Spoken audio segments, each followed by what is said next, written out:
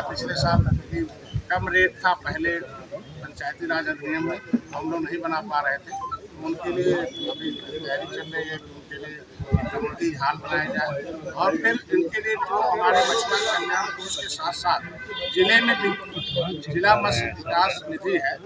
जिला मत्स्य विकास निधि है, उसके कुछ जिले ऐसे हैं जहाँ टेंडर होते नदियों के, उनके आधा पैसा जिले पर मतलब आधे का आधा पैसा हमारे विभाग में होता और आधा में ग्राम समाज और जिला पंचायत के पास आता। तो उन गांव में हम लोग एक डिजिटल लाइब्रेरी खोलने जा रहे हैं कि वहीं से बैठकर डिजिटल लाइब्रेरी से पढ़कर वो आगे बढ़ सकता है और व्यापार भी सीख सकता है। और वहाँ मत्स्य चेतना केंद्र भी खोलने का हम लोग का प्रोसेस चल रहा है कि वहाँ से इसे कैसे लोग इस व्यापार को ठीक ढंग से पीपीटी होगा, प्रोजेक्टर होगा, जो आराम से वहीं से सीख सकते हैं और वो अपने आप ढंग से जानकर लोग मछली का शिकार भी ठीक से कर सकते हैं, कानून भी जान सकते हैं, सहायता क्या वो भी वहीं से जान सकते हैं। सब शासनादेश उनको कौन आड़ता होगा, कौन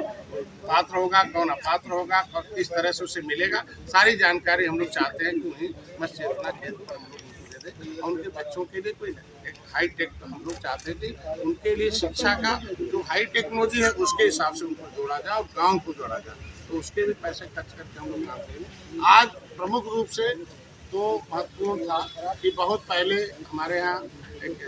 हर जैसे गन्ना समिति है, हमारे यहाँ मत्स्यजीवी सहकारी समिति है, तो मत्स्यजीवी सहकारी समितियाँ उस समय के लिए बनी थी 1983 में। हमको लगता है कि राज्यपाल ने शासनादेश दिया था, 88 में उसमें उनकी सहायता के लिए बिजली का था। फिर एक नियम था कि समितियों को रजिस्टर्ड किया जाए और एक जल क्षेत्र में उनके लिए एक प्रतिबंध किया था कि इतना ये एरिया दिया जाए और कितने लोग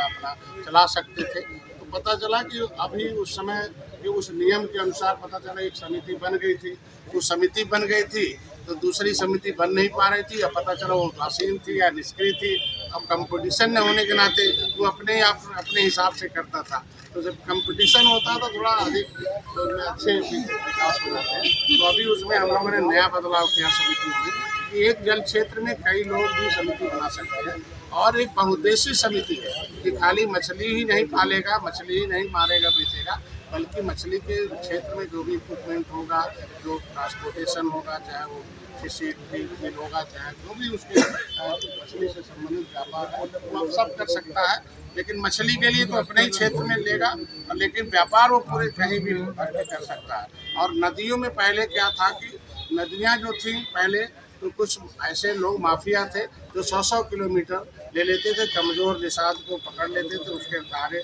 टेंडर ले लिया, पता चला कि छोटे छोटे टुकड़े में फिर बेचते थे और पता चला फिर उनका शोषण होता था। लेकिन पिछले अभी हमारे विभाग ने बहुत मेहनत किया तो उसमें आगे एक नियम बना दिया, जलनीरा एक नई पॉलिसी लाई।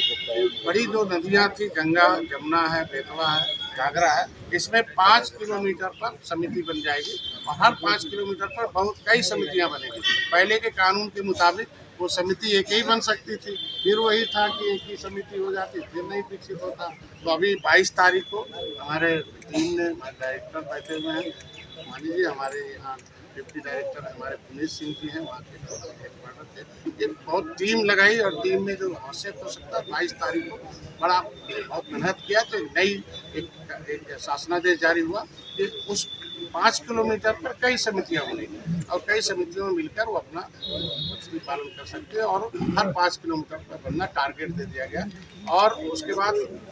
जो जल क्षेत्र